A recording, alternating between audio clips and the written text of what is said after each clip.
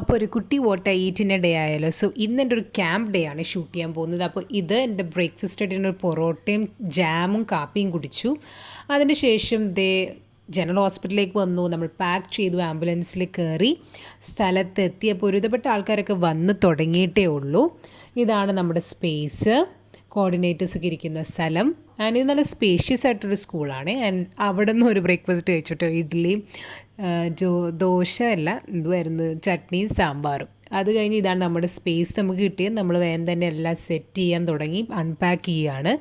അപ്പോൾ ഇത് ഇവിടെ അഗൈൻ കുറച്ച് പ്രാക്ടീസ് സെഷൻസൊക്കെ നടക്കുവാണ് കളക്ടർ വന്നേക്ക് മുന്നേ ആയിട്ട്. അപ്പോൾ ഇതൊരു ബഡ് സ്കൂൾ എന്ന് പറഞ്ഞ സ്കൂളാണ്, ഒരു പുന്നപ്പുറയിലുള്ളത്, സ്പെഷ്യലി ചാലഞ്ച്ഡ് സ്റ്റുഡൻസിനുള്ളതാണ്.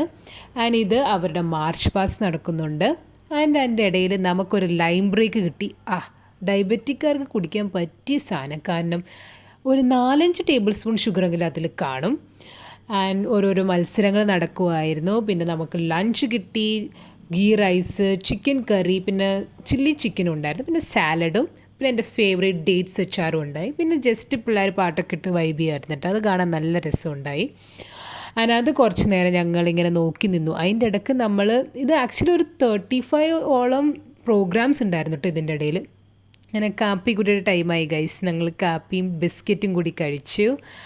ആൻഡ് അങ്ങനെ കലാപരിപാടികൾ കഴിഞ്ഞു. ഞങ്ങൾ തിരിച്ചു പോകാനുള്ള സാധനങ്ങളൊക്കെ പാക്ക് ചെയ്തു, ആംബുലൻസ് കയറി, പിള്ളേരോട് ബൈ പറഞ്ഞു, പോകും.